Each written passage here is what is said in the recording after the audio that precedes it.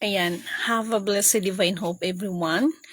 Ngayon ay May 2, 2026 at ang oras ay mga mag-aalas 2 actually 1:36 AM. Ulitin ko, May 2, 2026, 1:30 AM.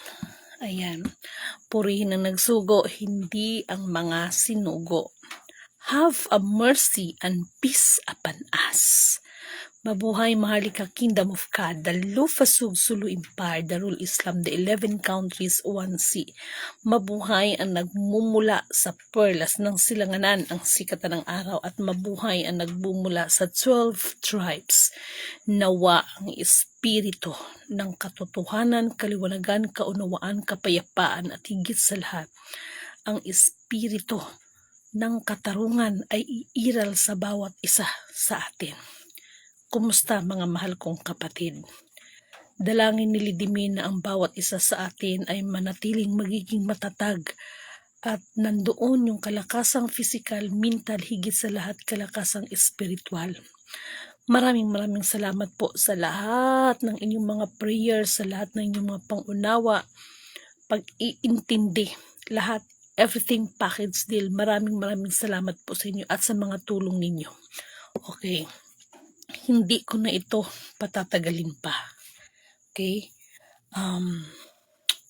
Madaling araw ngayon, May 2 ng 2026, no? Just imagine 1:30 AM ng madaling araw. Sa pagkakataon na ito ay meron ako nabasa sa wall, pero kung tutuusin, hindi na po ako nagtataka. Okay?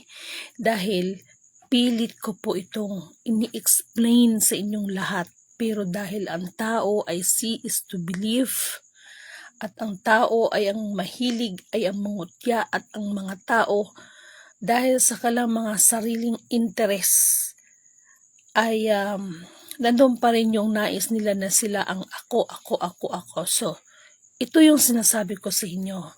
Kung may tinatawag na ghost projects, ay meron din tinatawag na ghost propaganda. Na-gets niyo ibig kong sabihin. At lagi kong sinasabi sa inyo na lalabas ang katotohanan at ang mga ugat ng kasinungalingan. Bubunutin ito at ihayag at maihayag ang lahat ng bagay nito. Wala pong malilihim. Kaya kung kanina, kagahapon, napansin ninyo, mga FB live ko ay pilit natin na pinapaunawa sa bawat isa na nawa manatili ang manaig ang kapayapaan sa bawat isa sa atin. Okay. Sa pagkakataon na ito ay meron akong ibabahagi sa inyo at itong bagay na ito ay hindi ko na ito kinagulat. Okay. Ano ito? Okay. Ito lang naman yon. Okay. Regarding ito sa gisiwalat ng Department of Information and Communication Technology or DICT na napilitan kuno sila na i-shut down ang 12 government digital system. Uulitin ko. According to the Department of Information and Communication Technology, napilitan silang i-shut down ang 12 government digital system, and I, Lidimin Canuto, declared, this is not the fake news. Talagang totoo po ito. Actually po, according sa kanila, ay napilitan silang i-shut down dahil sa kakulangan ng pondo para sa cloud server. Isang sitwasyon na tinatawag na unacceptable, no? At insane ng ilang mambabatas. So this is me, Lidimin Canuto. Hindi po siya dahil sa tawag nito walang pambayad. Kung hindi po, ipapaliwanag ko sa inyo ha, hindi po ibig sabihin na walang pambayad, dahil ang totoo niyan, expired na po talaga ang mga kontrata. Expired na po ang visa, no, ng kanilang server.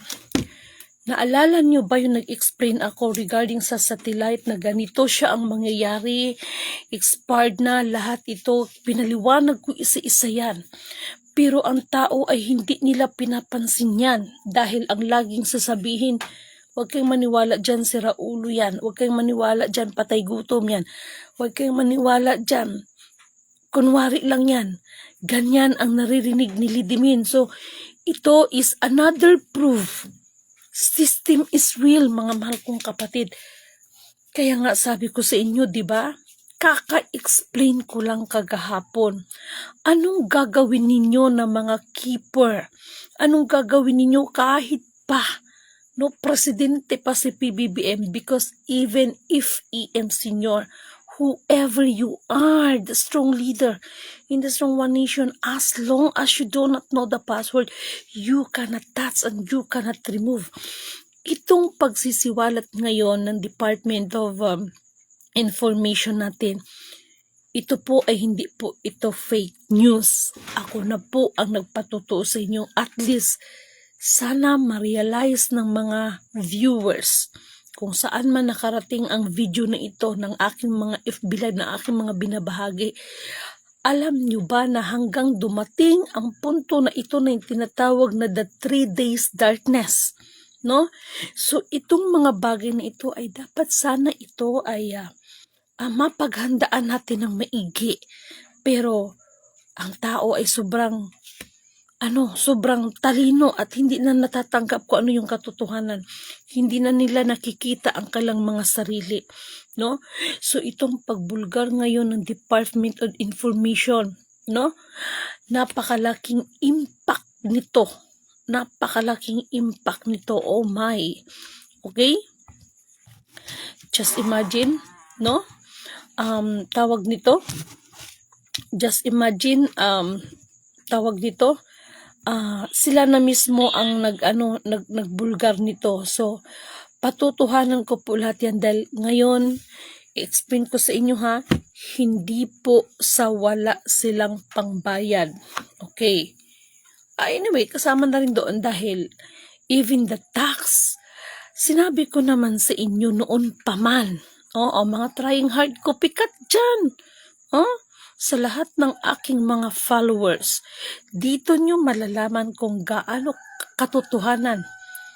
Ito yung sinasabi ko sa inyo na nung nagdeklara ang Iran na putulin ang mga cable wire ng internet, kasama pa nila yung tubo ng langis, mas pabor sa akin dahil mas lalabas ang katotohanan. Lagi kong in-explain sa inyo yan. Ano yung flow? Ano yung dating? Kasi yung iba, global reset, pero yung flow, yung takbo, kung bakit may mga ganon. So, in-explain ni Lidimin, alam nyo ba na itong pagsisiwalat ngayon ng Department of Information, malaking impact ito na sana buksan ninyo ang inyong mga kaisipan. Hindi gumagawa si Lidimin kung ano ang sinasabi ko sa inyo. That is not my own understanding. Huwag ninyong antayin, no? Na maabutan tayo ng 3 days darkness, wala tayong naihahanda para sa ating mga sarili. Okay? Malaking impact ito sa pagsisiwalat nila, no? Actually, hindi lang po ito ang bagay na magpapatunay that system is real. May mga kapatid tayo na talaga lang naman na sa pamamagitan ng system, this is the system of our Almighty Creator, not mine. Okay? Sa pamamagitan ng system ay nabibigyan ng hustisya ang iba nating mga kapatid. Actually, kahit po ngayon. So, bakit ang siguro ang tatanong iba, kung may magagawa ka pala, bakit hindi mo magagawa? Dahil ang mga tao ay pilit pa munang pinapaunawa sa mga tao para ang mga tao ay makapagbalik loob sa kay Apo. Pero ang tao talagang tigas ng ulo. Itong pag-shutdown ng server na sinasabi nila, hindi malaking epekto po ito. Ito na yun. Hindi kasi instant yan gradually, kumbaga, kasi yan, kumbaga parang paangat ng paangat. Dahil sa nangyari, huwag kayong magtaka na Ito na yon yung sinasabi ko sa inyo na maging ang mga radar ng mga himpapawid, ng mga sasakyan pang himpapawid ay wala nang makakalipad dahil wala nang communication. 2028 sinabi ko. So sabi ko nga sa inyo, ini-explain ko lang sa inyo kung ano yung dating, ano yung impact, saan tayo dadalhin ng lahat ng mga bagay na ito. Sobrang tigas ng ulo ng mga tao, no? Itong pag-shutdown, itong pag-broadcast, itong pagsiliwalat ng Department of Information, malaking impact po ito na sana po ay mamulat kayo, no? In-explain po na yan isa-isa. Hello kay Ma'am Clarence, no? May kinalaman kasi ito, madam, sa tinatawag na pag-anunsyo ng Department of Information na the 12 server ay gi-shutdown nila. Actually po, hindi po yan nila gi-shutdown. Automatic kasi yan, no? Na hindi nagagana lahat. So dahil sa pangyayaring ito, nanindig ang balahibo ko, dahil sa pangyayaring ito, hindi po malayo at hindi po malabo na mangyari hanggang ang mga paliparan nating sasakyan, mga pandagat nating sasakyan, ito na yung umpisa. Sana mamulat kayo. Meron pong magagawa ang aba ninyong lingkod kung ito na yon, no? Kailangan meron muna tayong gagawin. Meron tayong, para bang panahon ni Moises, di ba? Noon, binigyan ng mensahe si Moises para ipamaminsahe sa mga buong sangkatauhan. Maging sa panahon ni Noe, no? Na may imininsahe sa kanya ang Panginoon at siya naman ang magmiminsahe sa buong sangkatauhan. Para ang mga tao ay magkaroon ng tinatawag na pagkilos, na sa Diyos ang awa, na sa tao ang gawa. Pero ang mga hindi nakikinig, ganun ang sasapitin, wala rin pong pinagkaiba sa pagkakataon nito. Kaya nagpasalamat po ako sa inyong mga tulong dahil kahit papaano nagagawa ko kahit papaanong trabaho ko. No, just imagine 12 server. Alam nyo, sa totoo lang, bakit ko sinasabi, kung naramdaman ninyo ang sinabi ko, kung may ghost projects, meron ding ghost propaganda. Okay? Hindi ko to sinasabi para i-brainwash ang mga tao at magkaroon tayo ng pagkabahagi-bahagi, pagkampi-kampihan. Kung hindi, sinisiwalat ko ito para makapaghanda tayo. Ang ating pamahalaan, sinabi ko naman sa inyo, kaya nga lagi kong sinasabi sa inyo, kung iisipin maigi, bakit sa kabila ng kanilang pagpapakadalubhasa sa pag-aaral ng batas, pero bakit sila mismo ay hindi nagkakasundo-sundo, na halos ang batas na sinasabi nila ay alam nila pero sila mismo ay nagpapatayan? Bakit sa kabila ng pag-aaral ng pagpapakadalubhasa sa agham, pero bakit nagkaroon pa rin ng global climate change? Nakita niyo yan, napansin niyo yan? Dahil ang tao ay may limitasyon kasi lahat ng bagay ang nasa atin. At kapag inabuso ng tao kung ano ipinagkaloob ng Diyos sa atin, tayo rin po mismo ang maaapektuhan ngayon. Ngayon, yung tungkol dito sa gisiwalat ng Department of Information, dominoes effect na naman po ito para sa ating lahat. Just imagine, pray natin mga namumuno. Yes, kaya ito yung sinasabi ko. Tingnan ninyo, ako nanindig ang balahibo ko dito. Okay? Okay. Nasa na ba yun? Ay, ba't ayaw naman ito mag-play? Ba't ganito naman to? No? Gi-share natin yung nabasa natin ngayon, no? Mga kapatid, i-share ninyo itong video na ito dahil mahalaga ito. Napakahalaga nito, okay? So, to make the story short, ito yung mga sinasabi ko sa inyo kung bakit busy si Lidimin, bakit hindi masyadong nag-FB si Lidimin, dahil may pinaghahandaan. May pinaghahandaan. Actually po, kung tutuusin, basta, no, kaya ako, tingnan niyo naman ang ano ko, kahit sa sarili ko, basta inuna ko yung mission natin, okay? So, dito sa Bukid Patag, buti nga ngayon at umulan, no, na kahit mainit dito, talagang pinagtsatsagaan ko yan para lang sa hinaharap. So, para sa akin, nakakalungkot ito para sa iba, of course, pero para sa akin, isang malaking biyaya, bawat kaguluhan, bawat alingaw ng mga digmaan, bawat mga kabundukan o mga bulkan na nagsasabog, isa pong napakalaking biyaya yan para kay Lidimin. Bakit? Bakit ko nasabi yan? Sapagkat ang kalooban na ng Panginoon ang masusunod. Apat na elemento ng daigdig, elemento ng apoy, ng tubig, ng hangin at ng lupa sa apat na direksyon na ito, from the north, east, west, south.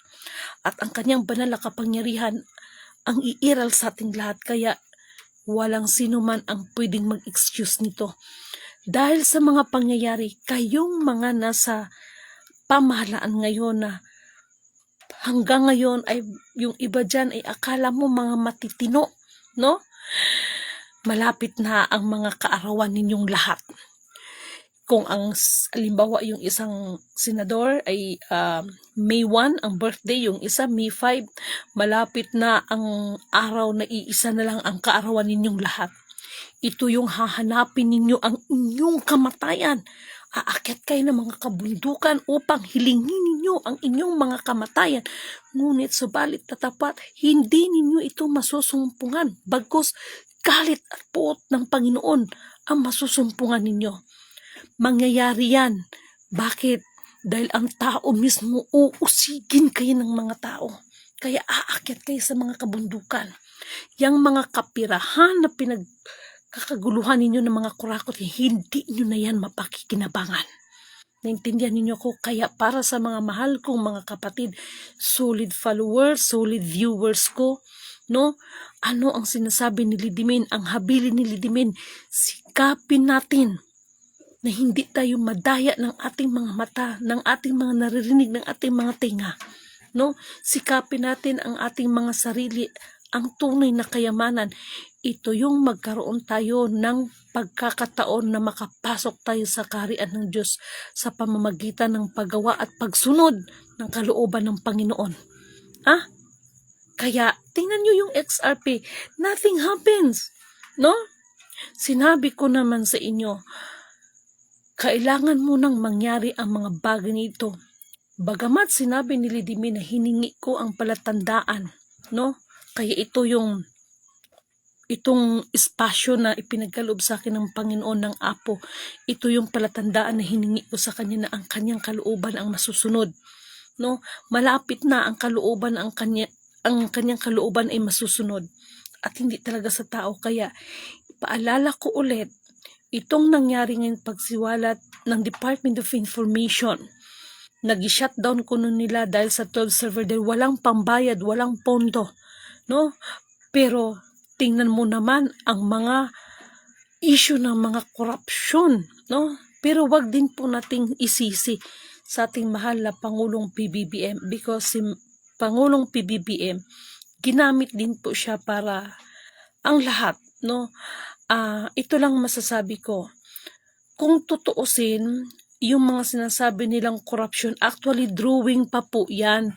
Yung nakita nila sa dokumento, kaya nga isa pa yan, no?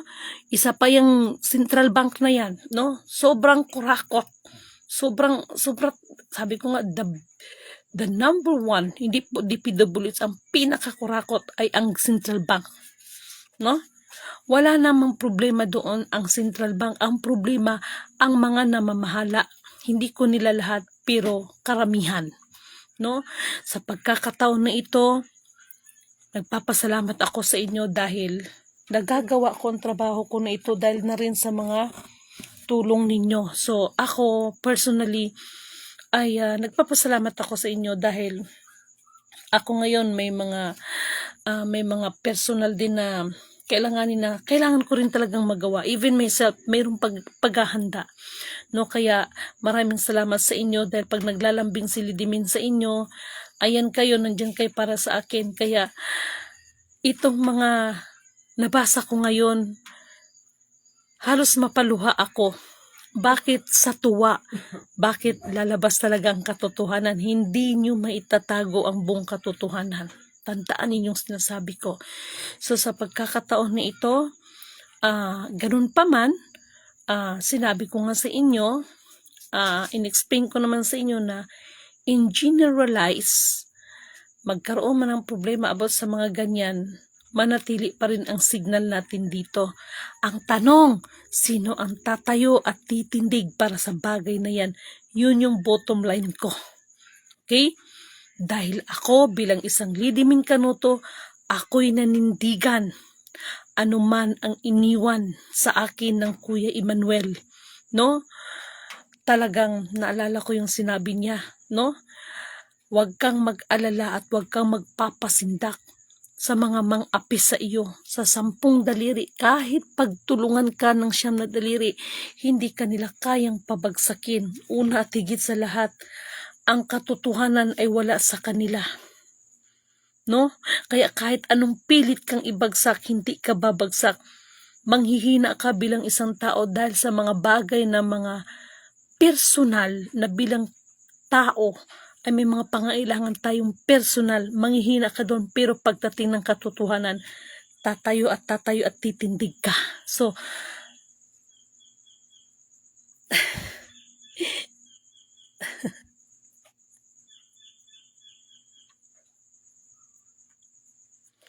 kaya pala kagabi, habang nag-i-FB live ako sa inyo, di ba sabi ko nga sa inyo, nagparamdam ang Kuya Emmanuel. So, naalala ko lahat, nagre-recall lahat sa aking utak ngayon. At buti na lang may sustagen. Salamat sa nagbigay sa sustagen, kaya mas lalong ang utak ko ngayon mabilis umandar. Okay? Naalala ko lang ang Kuya Emmanuel ko, kaya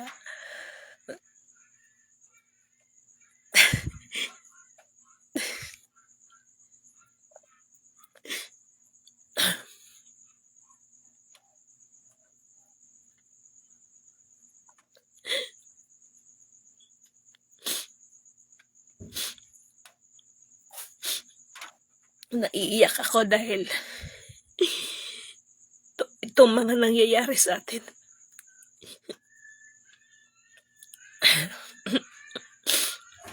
Mas naramdaman ko lalo ang katotohanan na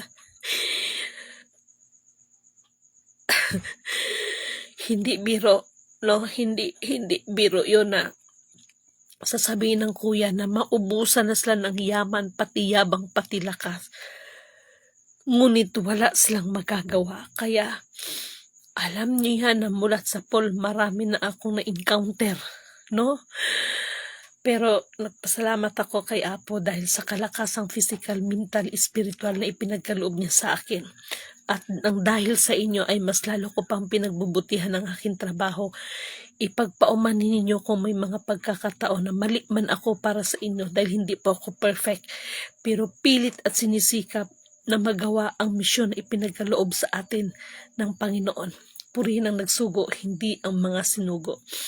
Emmanuel, Apo is with us, blessed Redeemer, living word. Ramdamin ninyo yung lyrics ng kanta. Emmanuel, Apo is with us, blessed Redeemer, living word. Emmanuel, Apo is with us, blessed Redeemer, living word. So, kung ini-expect ninyo na si Jesus Christ na sinasabi ninyo ay babalik muli, hindi po siya babalik muli. Ngunit subalit datapwat ang salita niya. Dahil salita rin naman ng Ama yan ay mananatili at mananatili yan. Emmanuel, God is with us, blessed Redeemer, living word. No? Yung mga salita, yung mga pangaral, no, ay ito na ngayon. Yun kasi ang i-implement, yung word, hindi world. Okay? So, masaya ako. Hello nga pala kay kapatid, no? Hello sa inyong lahat, no? Dalangin ni Dimi na nasa mabubuti kayong kalagayan. At maraming salamat po sa inyo. At yung iba mga gising pa pala. Asahan ninyo na hindi lang ito. So, this is the dominoes effect. At least, pinatunayan nila na ito ay wala daw kunong pondo sa server. Actually po, hindi po sa walang pondo. Actually, yung mga cost nito ay sayang, no? Pero sandali lang ha, huwag ninyong sayang. Pero dapat pala gisend ko sa kabila, no? Sira kasi yung isa kong cellphone kasi pag tawag nito, pag nag-FB live ako, yung mga information, di ba, binabasa ko. So, sira kasi yung isa kong cellphone. No? So, i-explain ko sa inyo ng himay-himay how come na naging ganito ang sitwasyon. Actually po, hindi po dahil sa wala silang pambayad. No? Dahil po, yung server, in-explain ko na sa inyo yan. Nako, dominoes effect ito. Kaya, maraming salamat. Walang hanggang pasasalamat kay Apo sa ipinagkaloob niyang karunungan na ito ang tunay na kayamanan na hindi mananakaw ninuman.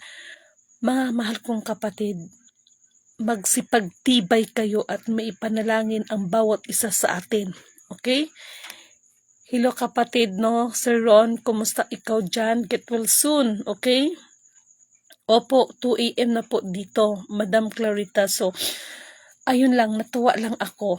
Sabi ko naman sa inyong lahat ano mang uri yan, kaguluhan man nila yan, mga digmaan nila, mga bulkan man na magputukan, kung ano mangyayari, pabor kay Lidimin. Tama. Kaya maraming salamat sa inyo at marami pa akong update na ibibigay sa inyo. Abangan nito lagi. Okay? So, walang hanggan na siya ang aking binibigay ng pinakamataas na kapurihan, kadakilaan, kalwalatian, sinasamba at pinasasalamatan ang nag-iisang Alpha Power Omega. Sa kabila ng lahat, everything is under the control of Apo. Alam ko na may magagawa si Apo sa atin kung tayo'y magtatapat sa kanya, maglilingkod. Okay? Ipaparanas niya sa atin ang kanyang kadakilaan, kalwalhatian, ang kanyang kapangyarihan. Manalig lang tayo sa kanya. No? Wala na tayong ibang maaasahan ngayon. No? Kung hindi ang ating pananampalataya sa nag-iisang Alpha Power Omega. Hello kay kapatid na Minerva. Ayan, mga gising pa sila. Yes, Madam Clarita. No? Ito yon. This is it. This is the moment, no?